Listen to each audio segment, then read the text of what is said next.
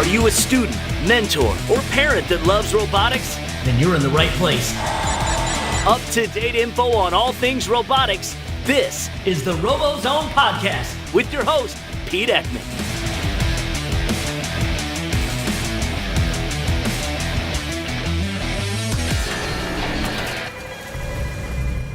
The RoboZone Podcast is brought to you by Kettering University. It's a Kettering-built world. Hello and welcome to the 48th episode of the RoboZone Podcast. This podcast is for Tuesday, February 13th. In this episode, we catch up with some of our favorite mentors from the past, see where their teams are, and see how they're going to go with less than 2 weeks in our build season for Power Up. In addition, and don't forget, we have Team of the Week. Let's get to our first segment. Now it's time for the first update. 2 team updates have happened since our last podcast taping. In team update number 10, they listed out some award descriptions and inspection checklist updates underneath the General tab. In the Rules and Expectations for First Robotics Competition Events, under General Rules, E14-6, it states, wireless robot control is only permitted on the field or practice field. Robots must be operated by a tether when outside the field or practice field. Violations of this rule will result in a verbal warning. Repeated violations will be addressed by the head referee, the lead robot inspector, and or the event management. Underneath E14-7, if operating wirelessly on the practice field, robots must use the provided practice field radio for communication. A violation of this rule will result in a verbal warning. Repeated violations will be addressed by the head referee, lead robot inspector, and or the event management. Finally, under the game and manual section, 18.5 bumper rules under R32, it states, bumpers must be supported by the structure frame of the robot. See figure 8.8. An additional update in section 8.9 under pneumatic systems, R83, the following devices are not considered pneumatic devices and are not subject to pneumatic rules. A device that creates a vacuum. B, a closed-loop COTS pneumatic gas shocks. C, air-filled pneumatic wheels. And D, pneumatic devices not used with pressurized air. The final update for team update number 10 is in section 10.11.3 under First Championship Playoffs. In this table, table 10.5 for championship match order, there have been a varying amount of changes that are on this. It's too hard to describe, but it gives some clarity to both Houston and Detroit championships. So we encourage everyone to read the updates, make sure you know the rules, because without the rules we can't compete. And now, let's talk about the 2 weeks remaining in build. John, please introduce yourself. Yeah, I'm John Urn I'm the coach at Team 1684, the Chimeras, out of Lapeer, Michigan. And Jeremy, please introduce yourself. Hi, I'm Jeremy Callahan. I'm the head coach for Team Hollywood, 7211 out of Holly, Michigan. And finally, the infamous Scott Stapp. Hey, this is Scott Stapp with Team 5084, Team Fridgebot out of Corona, Michigan. Give us a little bit of an update. You've been on the podcast a couple times. Tell us where the Chimeras are so far in your build. So today we got actually right now, because I'm at the school recording this, I stepped out of the build room for a minute. They're working on getting our CompBot chassis rolling around. We have our arm all together, manipulator we're still kind of doing revisions, and climbers we're doing revisions on. But for the most part, we have everything, all our parts made and everything and assembled. So hopefully we can get the CompBot kind of driving around today. And yeah, this whole weekend was just assembly, just trying to get everything together. A lot of caffeine, a lot of pizza, and a lot of sugar. Jeremy, tell us how Team Hollywood's doing. Yeah, since we last spoke, we had a few minor tweaks in the platform, and we've figured that out. We've revised, and we seem to have a solution that we think is going to work. And we were up at the First Center at Kettering University today. They host a group of teams and field. So we were trying out our hopefully most complete design to this day, and seeing how it runs on the field, and seeing where some points are that we need to revise and look at it a little bit further.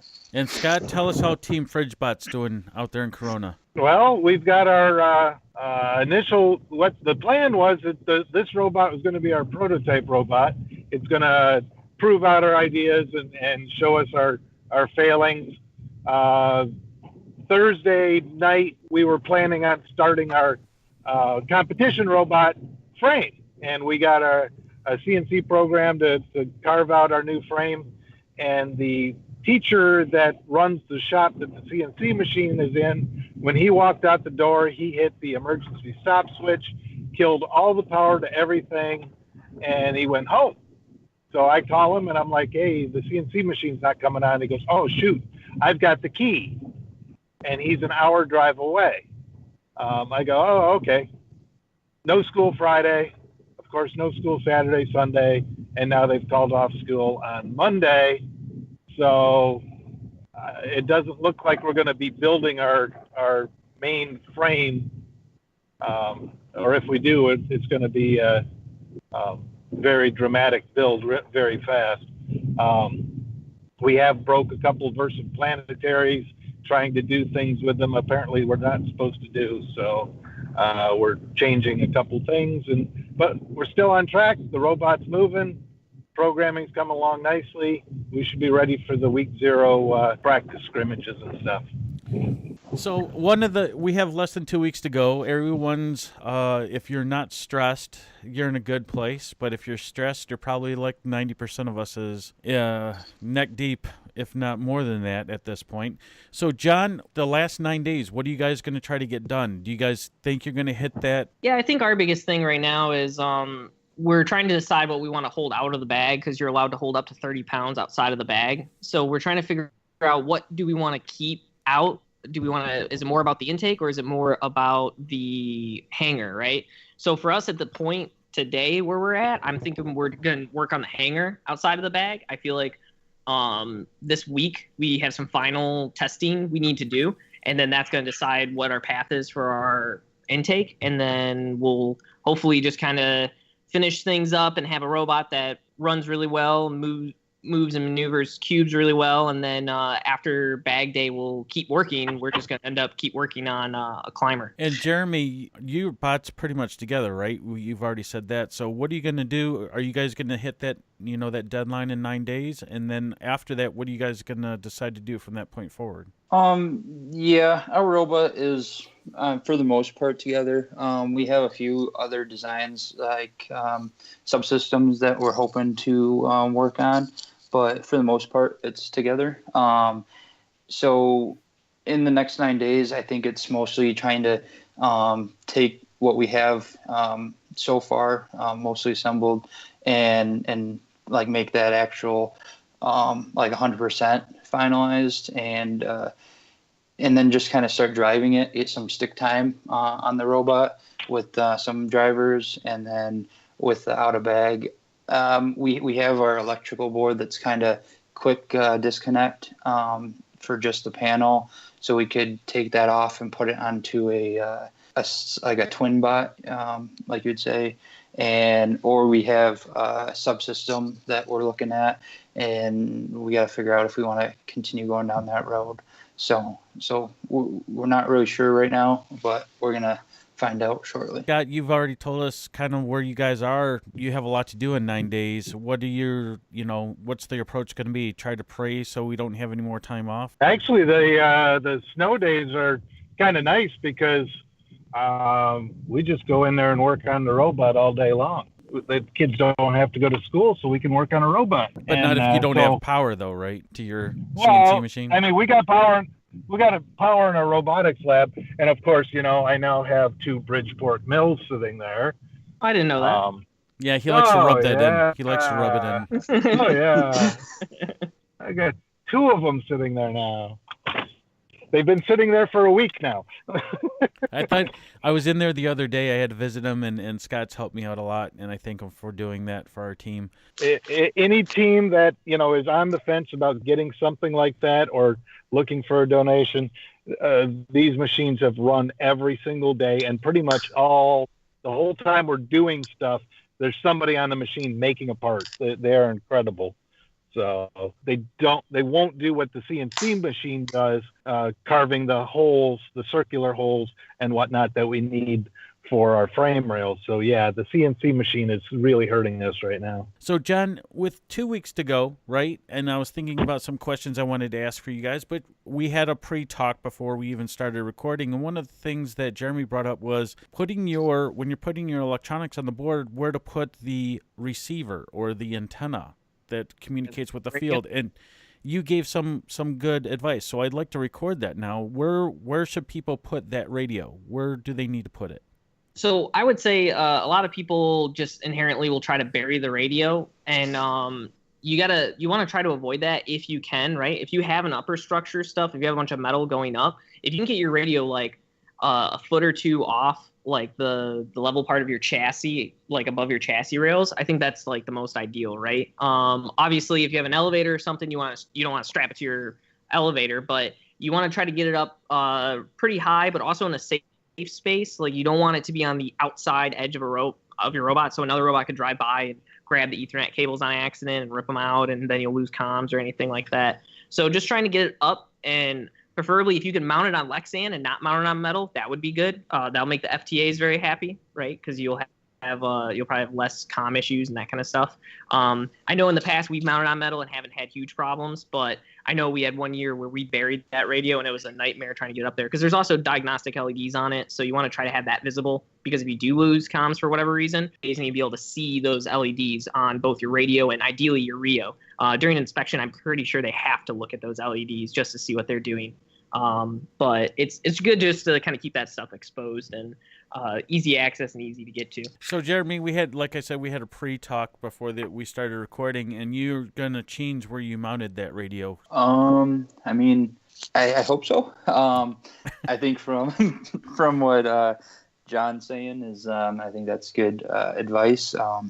And I got to take it back to the team and see what they think is the best place for it. I mean, I guess every robot's different, and like John was saying, if it doesn't make sense, then you don't want to go out of the way and strap it to an elevator. Yeah, a lot of some robots will show up to a competition and they'll literally be just a kit of parts chassis. It'll be just a box bot, which isn't necessarily bad. The hope is that you iterate and you put something on top of that, right? But if you do show it with just that, obviously if you mount the radio flat on top of that, you won't have any issues because you don't have upper structure on top of it drowning it out. That's when you start running into problems. When you might have a power cube hit it. Yeah, just saying. This is true. You might want to protect that a little bit, no matter what. So Scott, where did you guys mount your electronics on your practice bot, the one that you're iterating off of right now? Our robot is kind of a C shape with an open front.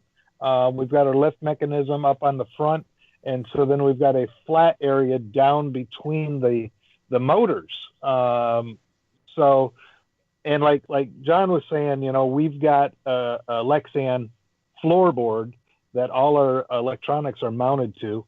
The battery is in the back to counteract the weight of the lift mechanism in the front, but they're sitting in there nicely. I will say this is probably our prettiest robot from a wiring standpoint that we've ever had.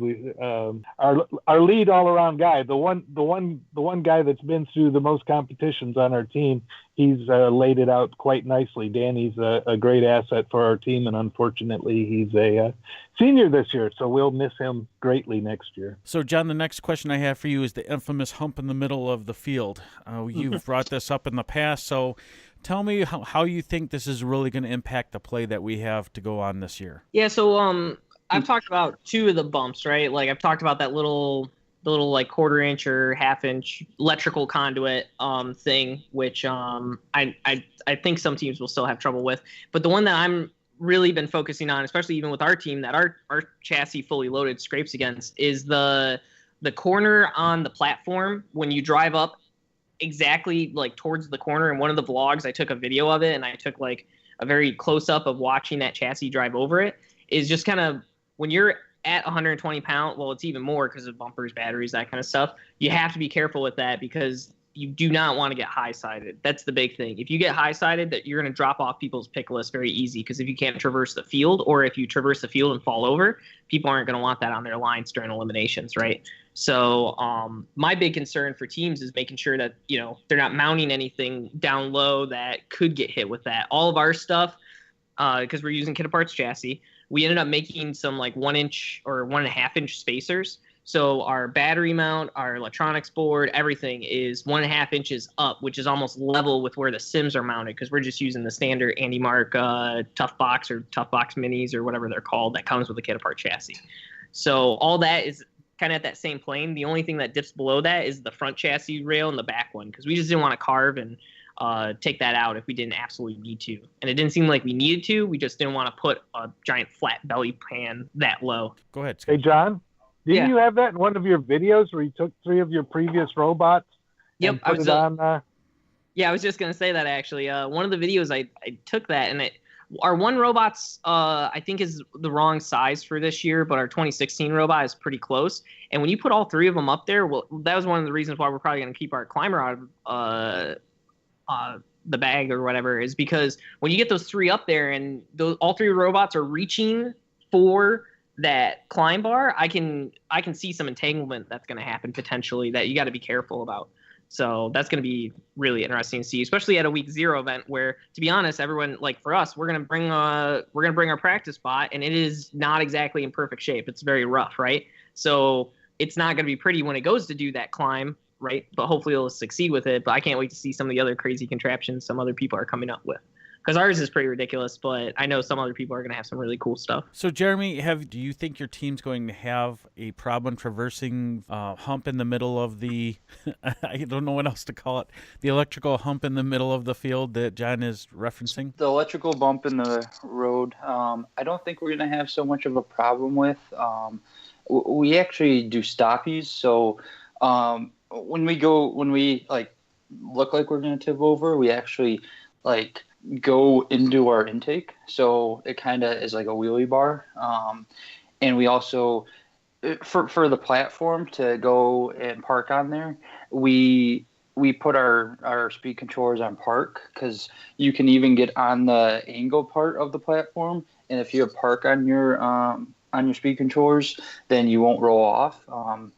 And so that's what we did with the park, but we realized with the park on, it actually is helping the tippiness of the bot. So it's like a pro and con of, you have the park on, then you're able to park on the brake on, you're able to park on the platform, but if you take them off, you're not as tippy. So we got to figure out what's the best way to give us the least amount of resistance, and then try to figure out how to even limit that resistance even more.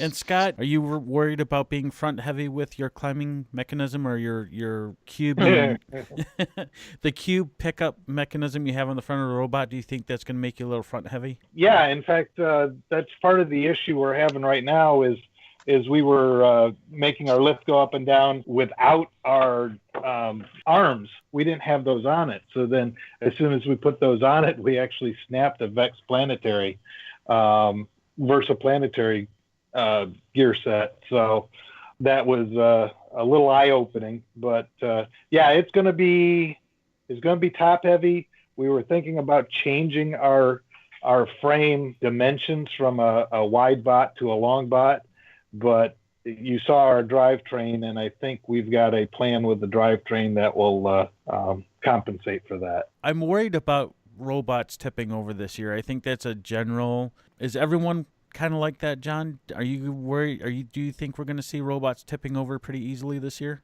Yeah, I think so. I think exactly what Scott is talking about is going to be a problem. Is when you're prototyping, when you're doing things, it's good to find this stuff out now before you go to a competition. But some teams will build a robot that they're like, oh yeah, it's really tippy, but it's okay. We'll just slow it down in code. And it's like, that's not how physics works. So you have to be very cautious that you don't, you build this really tippy robot, you go to a competition. Now everything you're doing in your shop is going to be Well, it has to be 5 times faster when you're on the field, right? Like, and there's going to be other robots bumping into you, being aggressive, and they're not purposely trying to tip you over or anything, but defensive robots are defensive robots. They're going to bump into you. Or worse, what my fear is people are going to build these front heavy robots and they're going to back up into the scale and they're going to keep backing up. Their driver will freak out and their robot's going to go whoop and flip right on its front. And then if they do have a manipulator sticking out of the front that doesn't fold up or can take damage, then they're possibly going to not only fall, but fall on another robot or even break their manipulator. So I think falling is a very big deal this year, and people have to be very cautious about it. Jeremy, do you agree? Do you think we're going to see a lot of robots tip over? Yeah, I think a lot of people are going to be doing the Charlie Brown, and they're going to kind of be going back and forth, and then the Charlie it's just Brown. That's exactly what it looks like. Push them over. Yeah, and I'm hoping that we were not one of those teams, but I think right now we're at the point where we're able to drive it and we're able to like you guys have been saying, get our quirks worked out, and I'm hoping to drive all this week. And T.O.R.C 2137 does a week 6 event, I guess you would say. That's this Saturday and Sunday, and we're going to be there. And then we're hoping to get into the week 0 event up at the First Center. I just got word that they have 60 teams that are up at the week 0 event for the AM and the PM session, 60 total. So we might be on the wait list for that to get in there. I did hear there's a wait list. So, Scott, you've already said that you think you're going to see some tippiness, and John and Jeremy have addressed that. So let's go with, how do you train your driver, right? You've designed a robot. It could be a little bit tippy. How do you prepare your driver to make sure that they can course correct before it does dump over? You gotta get him out there, get him behind the wheel, and make him work. I was watching some of the old game videos from Worlds last year's game, and I believe it was Strike Force was the driver was so good he was spinning the robot around other robots as he was going across the field. He was avoiding collisions and whatnot. It's that kind of muscle memory that you have to build into your driver. That means you have to give him something to drive. You have to give him a second robot, a practice robot. In the downtime before your first event, he needs to be moving. He needs to be on a field someplace. And like Jeremy said, the T.O.R.C week 0 event there is amazing. They've got a full field. You can go out there and practice. You can work on the robot. They've got tools you can do. It's great things that these teams are doing. I've heard of a couple other ones starting up doing the same thing now. The last question I have for you, and I'll let you guys go, is what advice can you give to any team at this point? We're now down, it's 8 days left, right? We have 8 days, 8 build days left, and we all have day jobs pretty much, and kids have to go to school. So how can teams maximize these last couple days that they have to do before they bag things? The big thing that I do personally is I have an engineering notebook that I use for work every day. But at the end of a build, like on a weekend, when I go home, I sit down and I think about what we accomplished, what we need to accomplish, and I just make a list, right? Because the biggest thing that students always ask is, okay, what can I do? And it's like, it's easy just to have a list and say, okay, these are the items we need to complete, right? And so it's good just to time management, right? Because if you do the math, I'd have to double check, but I know a couple of days ago I sent a thing to my team in Slack and said, hey, we have 72 hours left. And they're like, what do you mean we have like 10 days? And I'm like, yeah, but we meet this many days a week. We have this many hours during those days. And then we have 10-hour days on the weekends or whatever, right? So it's like in actuality, we only have X amount of hours left. So it's figuring out how many hours you actually have left and what you can do with the robot while it's out of the bag, and then what can you work on while it's in the bag, right? For us, it's our climber. So if there's something on your robot that you want to reiterate, even if you don't have a second chassis to strap it to, because I'll be honest, this is the first year we have 2 robots. And like I said, the first one isn't perfect, but it's a good rough, version of it. But just making a decision is, do you want to spend a little more time on the intake, et cetera, that kind of stuff. And don't stop having meetings even if you can't work on that stuff after you bag the robot. I know there's this like, well, we just need to take a break. Well, if you take a break, you're not going to come back, right? Like even our team, we've done that in the past where we say, all right, we're going to take a week off. We never come back. We make sure we at least have 2 meetings the following week after bag, just so that we touch base and try to improve, and then discuss at those meetings how many more additional meetings. So I guess the big thing is just tracking your time, getting items that you want to complete, and then figuring out what you can hold outside the bag. And most importantly, your bumpers, because everybody forgets about your bumpers until this point of the game. So that's what I'm doing after bag time.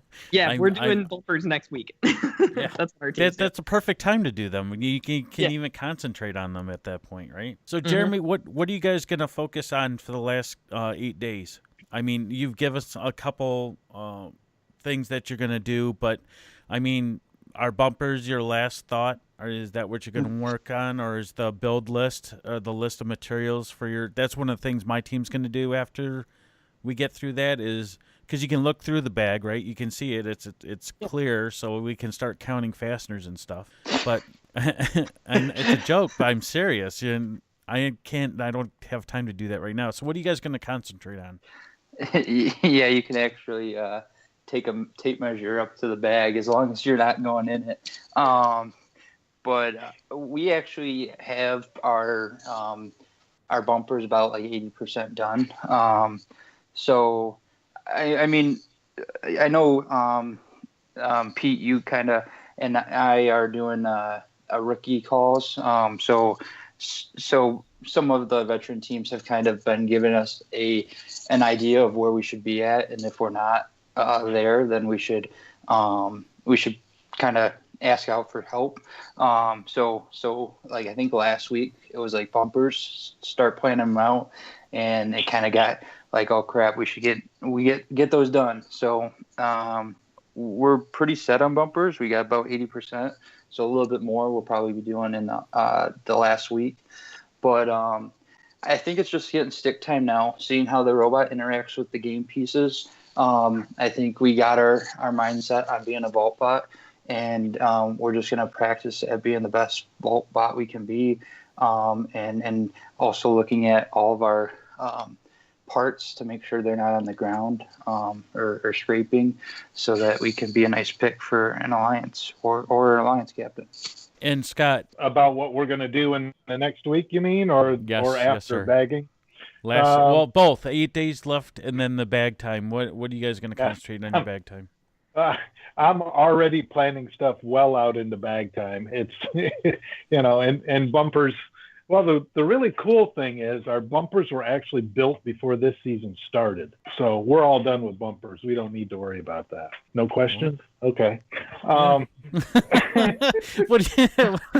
did you get the bumpers done before you even designed the frame? How did you do that, Scott?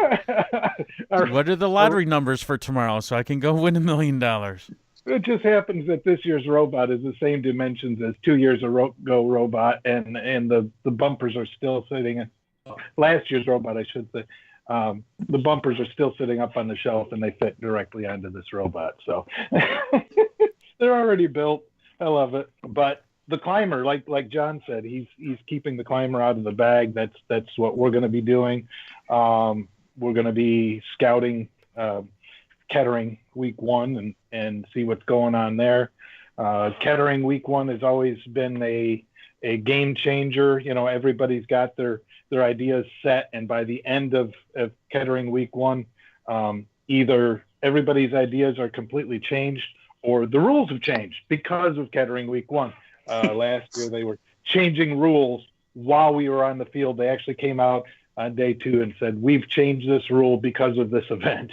It's like, wow. Yeah, we're going to be focusing on our practice robot. We get the competition robot in the bag, and then we'll build our second practice robot, so then our driver can drive, and then we work on a climber. So I don't know about this break thing you talk about. We're going to be still full bore, right up to Kettering week 2. Well, I'm saying some people take a break, and you don't want to do that. Yeah, there you go. Yeah, there you go. All right, guys. I want to thank you guys for coming out. It's a busy night, right? So, and a busy time, and there's stress. So, John, tell us how we can follow your team and your blog as well, Yeah, please. so you can check out our Facebook page, First 1684, our Twitter at Chimeras1684, our Instagram at Chimeras1684, and then our website's www.first1684.com. So any of those, and that'll all end up leading you back to the YouTube channel and all the other content. So you'll be able to see the vlog there, or be able to check out any of the other cool photos that we post and that kind of stuff. And Jeremy, do you guys have your social media set now? Can we follow your team? Yes, we do. We got Team Hollywood 7211 at Weebly.com. That's our team page. I think we just got our team, all of our students up there, and you can check us out. Cool. And Scott, how can we follow the Fridge Bots? You can follow us on Instagram. We're FridgeBot on Instagram. You can get us on Facebook, facebook.com/group/Corona5084. And pretty much just put hashtag FridgeBot in there, and you'll find pictures of us someplace. And there's actually Michigan events and Michigan Robotic Events and Training page on Facebook. We're trying to build that up. We're trying to get any training events that we can get. And then there's also a Michigan Robotics swap page where if you want to swap parts, which I've got a lot of computer monitors on there. For free, right? For free, yes. Yeah, Any team wants a computer monitor. Any team wants a laser printer. And I've got little computers. I got desktop systems. Any First Robotics team wants any of that stuff, let me know. I've got 3 racks full of them. The RoboZone podcast is brought to you by AndyMark.com, your robot parts experts. Up now is the RoboZone Rookie Rundown.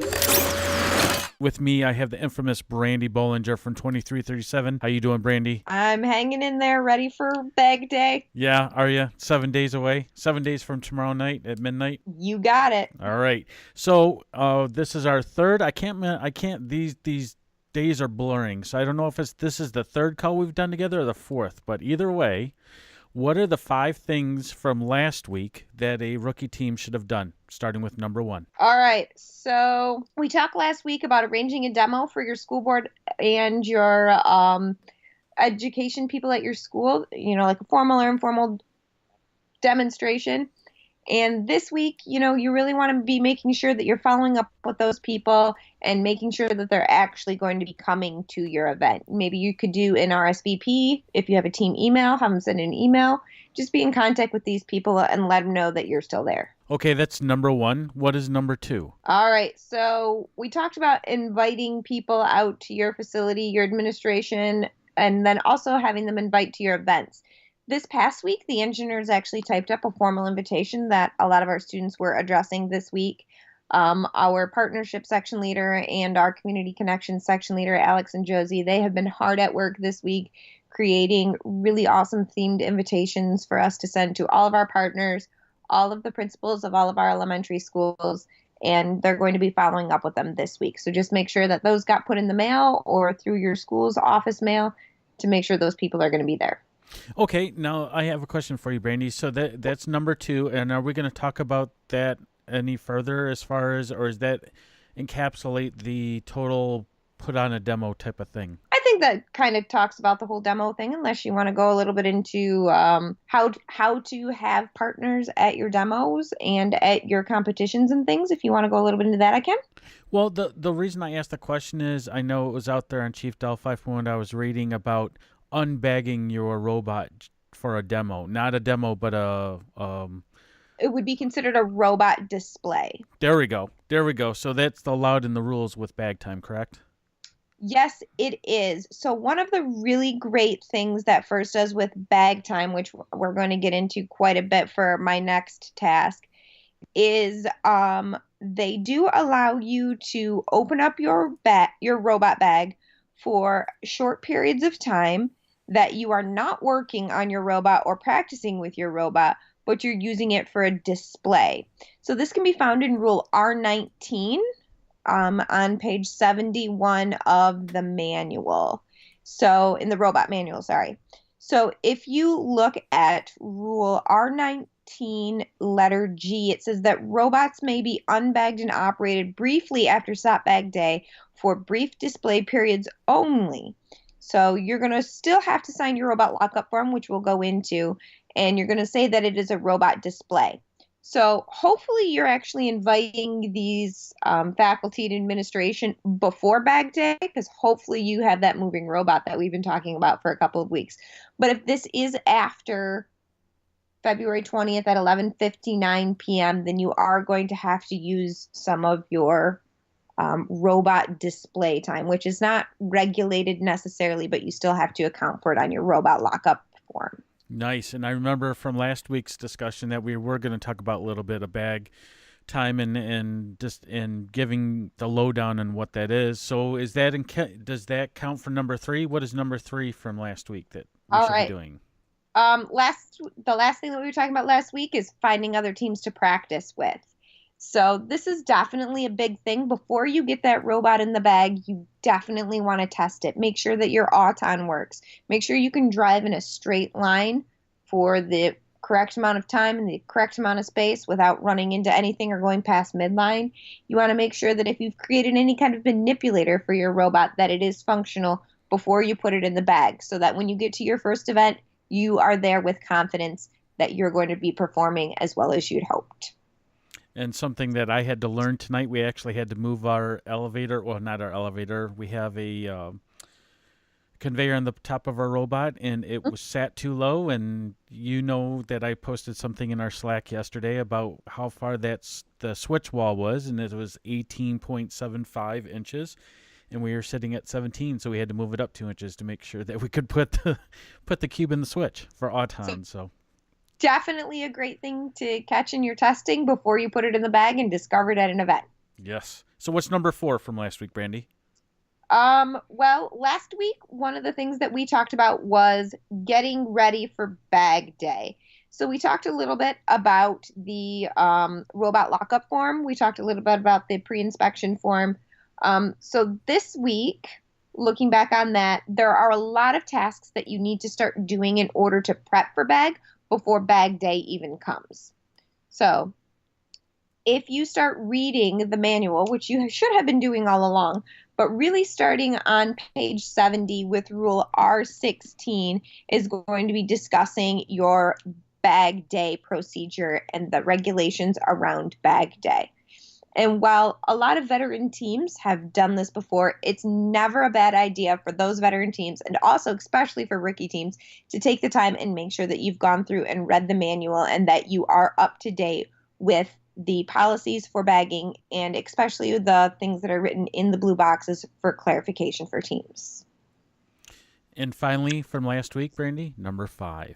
We talked a little bit last week about whether you are at regional events or whether you are at district events, going on and finding the information about the schedules and the event agendas for all of those things. One thing to add to that for this week is your pre-order lunch services. Many regionals and district events offer pre-order lunch services. If you're a rookie team, you might not know this, but it is a very helpful service for teams, especially teams who don't have a lot of parents or mentors that have time to worry about making sure that the students are fed. So looking into the pre-order lunch service options at these events can really save you a lot of time and really a lot of money also. Thanks for that tip, because I haven't done it yet. And as a single mentor, I want to make sure the kids are, at least alive. Right. A lot of them offer really great healthy choices. A lot of them offer many different options to have for different food needs. So definitely look into that. If you have any questions, call the event coordinator. They're always very knowledgeable, very friendly, and they'll be able to point you in the right direction. Perfect. So that's a 5 from last week, Brandi. Now let's turn to this week. What is number 1? We have 7 days left to go. What's number 1 for rookie teams this week? All right. So probably around this week or next week, you're going to be distributing your uniforms that you ordered. One little piece of advice that we have for teams is to label the students' uniforms before you give them to them. I know up here in Michigan, it is freezing. We actually haven't had school for like 5 days. A bazillion years. a bazillion years, and there's a ton of snow everywhere. So part of our team uniform, we choose to provide our students with a hooded sweatshirt. So before we give any of those hoodies out, we write the students' names on the tags before we give them. This is really great from a mentor's perspective and also from a student's perspective, because there are always jackets and sweatshirts and things laying around in the pits and laying around in the stands, and knowing who belongs to what is always something that'll save you a lot of time and a lot of frustration as a mentor. Never thought of doing that. Taking Taking notes as we go. Number two, Brandi. Hold a travel meeting. So this is especially important for either first-year teams or teams who have a lot of new students on them. This is for our team, it's a formal meeting. We only do about 6 mandatory things per year on the EngiNerds, and this is one of them. All of the parents and all of the students come to a meeting where we collect all of the permission slips and progress reports and all of the required paperwork for each event. But also we go over things like our travel policies, our overnight policies, our behavior expectations for students, so that they and their parents hear what is going to be expected of them while they're at these events. As you know, the EngiNerds are held to a very high standard, and we believe that, traveling with our team is definitely a privilege. Our students do have to have a minimum of a 2.5 GPA and 0 missing assignments in order to be excused from school. So we make sure that we talk to our parents about these policies and about what we're going to be doing at the events.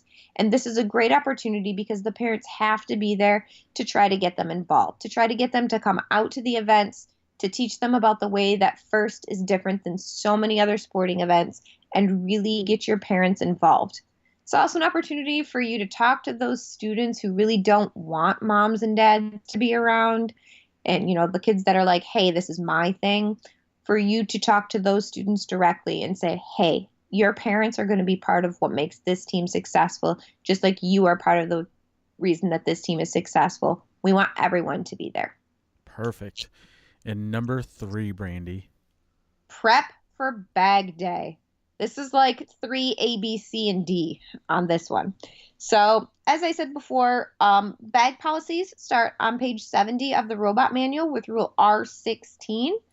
The bag time is 11:59 p.m. Eastern Standard Time on February 20th. So by the time people are listening to this, we'll have less than 7 days to get your robot bagged. And it's for our team, it's not just as easy as throw your robot in a bag. The directions talk a little bit about how you should place your robot in the bag, and carefully pull the size of the robot bag up, making sure that you don't tear any holes. But we actually take this one step further that we have found is a lot easier. But before you can get your robot bagged, number 1 is definitely find your robot bag and your tags. They came in your kit of parts, and every team should have received 2 bags and a big kind of handful of tags. And you may not have known what to do with those, so they may have been set aside. Now is the time to try to find them and make sure that they're in a safe place instead of waiting till 11:58 p.m. on Tuesday the 20th to look for your bags and your tags. So find those, put them in a very easy to find place. Perfect. The next 3B, print your lockup form. So the robot lockup form can be found on the FIRST resource library on firstinspires.org. And there's a link there that will take you to a document, a PDF document that you can print. It's called the robot lockup form. It's under section 8 under the robot rules on the FIRST resource library. Little hint from the EngiNerds. One year we actually did this by accident, but it turned out to be one of those really great accidents. We printed our robot lockup form double-sided on cardstock. I had cardstock in the printer from us printing the invitations that we talked about earlier for our administrators to come to our events, and there was an extra piece of cardstock in the printer, and the robot lockup form ended up coming out on cardstock. But the great thing, if you are in the district system, you're going to hopefully be locking up and unlocking your robot in between your events. And that paper is going to be going in and out of your container that you're keeping it in so many times that a piece of paper tends to get tattered and torn and wet and whatever, and having it on cardstock makes it a lot more durable.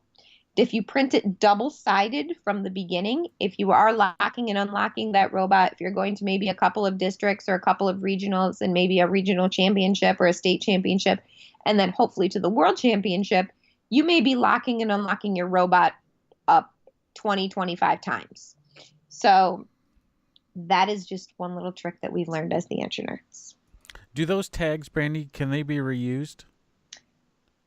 No. Once are you saying like reused once you've used it once, used it again? Yeah. Nope.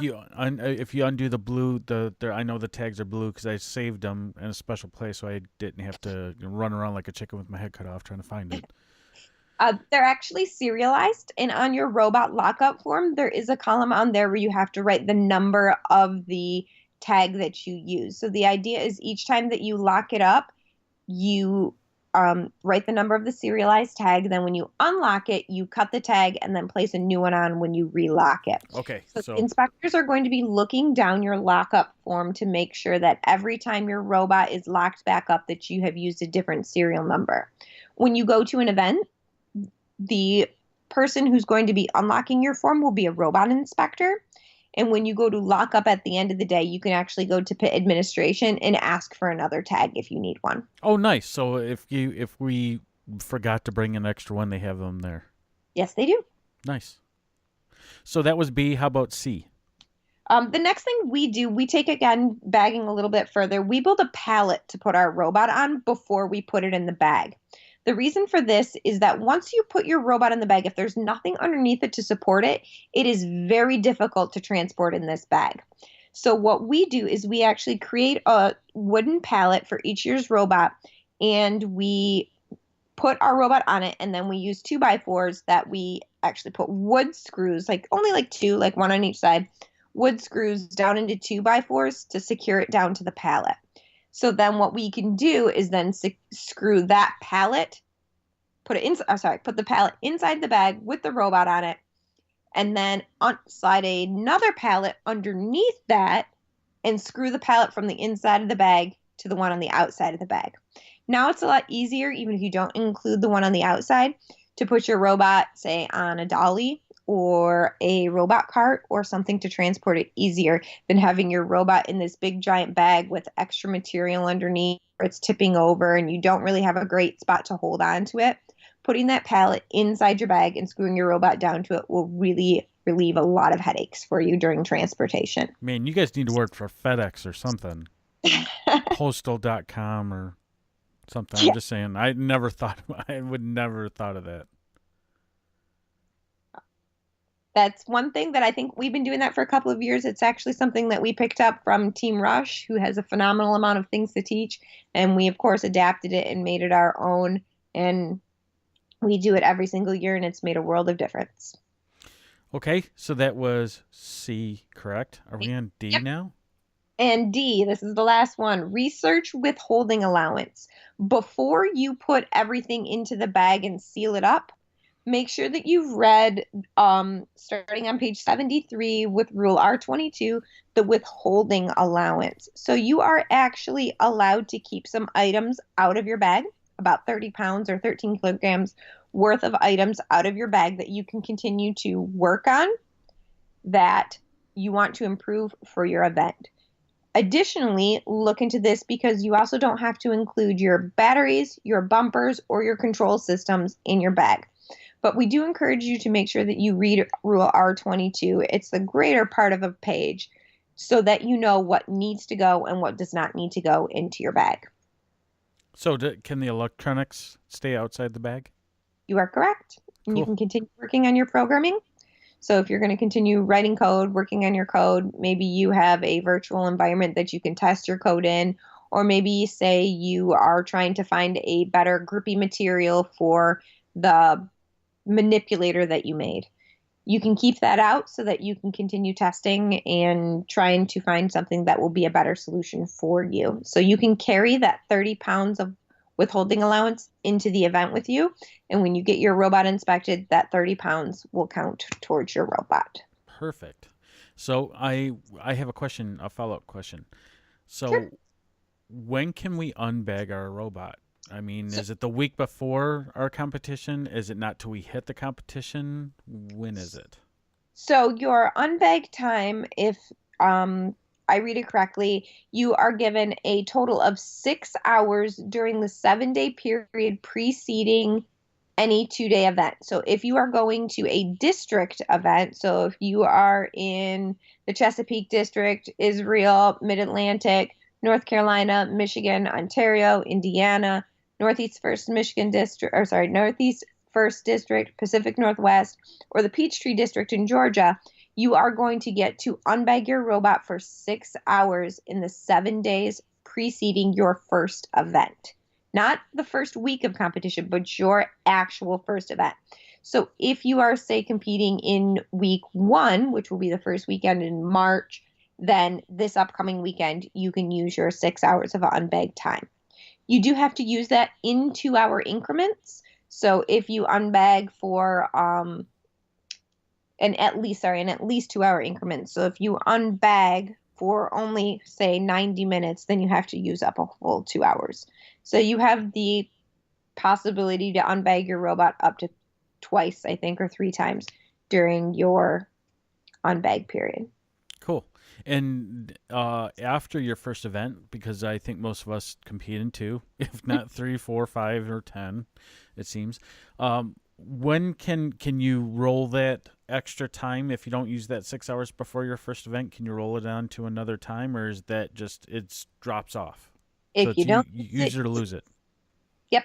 If you don't use it, you lose it. And even if you're not going to be making any improvements to your robot during that time, take it out of the bag and just drive it. I mean, that 6 hours of practice time for your drivers is huge.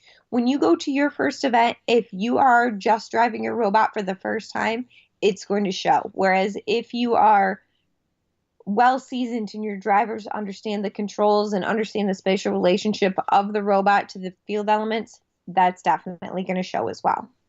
Nice. Well, you clarified a lot of stuff for me. I know where I'm going now. Page 70 of the robot manual. Exactly. That was a long pause. It was awesome. A little bit of drama right there. Love it. I don't know if I'm making you laugh so hard that you're just muting yourself, or you're just appalled. I have no idea. I've just reached the point of exhaustion. I think I'm slap happy and everything is funny. And then I get halfway through a laugh and I forget why I was laughing. That's why I edit. Edit's nightmare, but I get it done. All right, Brandi. Well, thanks for coming on. We have 7 days left to go. I can't believe that we've been through 5 weeks already. So it the seems like sleepless it's been nights, forever, but also just yesterday. Yeah. So we're going to have you on again next week, and we're going to continue doing this through the season, because rookies are going to need help all the way through, don't you think? I agree completely, especially once your robot starts to be tested, especially once real clarification comes out, and then you also are getting ready for your events. So we've talked a lot about getting your robot ready for your events, but we haven't talked a lot about my specialty on the team, which is getting your team ready for your events. So there's always something new, I think, for teams to learn, and there's always something that you can change, always something that you can make better. And I think next week will be the perfect time, because at that time, by the time we're recording this, we'll have less than 24 hours for bag, before we go into the bag anyways, so we can bring those things up and start doing those things. The one thing I wanted to make sure, and I wanted to get your input on, we have to submit for the Dean's List by the 15th, right? So we only have 3 days left. That is correct. So you can nominate up to 2 students on your team, sophomores or juniors. They are nominated by the mentors on your team, but they also should be backed by students. So what we do on the EngiNerds is we actually create a Google form and send it out to all of our students and all of our mentors and ask for feedback on who they see as a role model and a leader on our team. And we use a lot of that information and incorporate the quotes that the people give us into the essays. Thank you for stopping by, Brandi, especially with the flu and the sickness going around. I greatly appreciate you coming on board, and we'll talk to you next week, so go get some sleep. You too, Pete. All right. Thanks for stopping by. Up next is the RoboZone Team of the Week. For this week's Team of the Week, we have picked Team 2137. That's Team T.O.R.C out of Oxford High School in Oxford, Michigan. They're putting on a Week Zero event, inviting everyone to bring their robot no matter who you are or where you're from. You can bring your robot, and they will even help you during that event. Team T.O.R.C, thank you. Thank you for what you're doing for all of us, and congratulations on making Team of the Week. And with that, ends the 48th episode of the RoboZone podcast. You can follow us on SoundCloud, iTunes, and Google Music. Do not forget to subscribe and provide some feedback. We greatly appreciate your efforts and thank you in advance. We will see you next week. Don't forget, you only have 7 more days. Get those robots built. Get ready for bag time. I hope you guys are getting just as excited as we are at RoboZone for the upcoming kickoff events. Have a great day. Thank you for listening. The RoboZone podcast is brought to you by Kettering University. It's a Kettering-built world.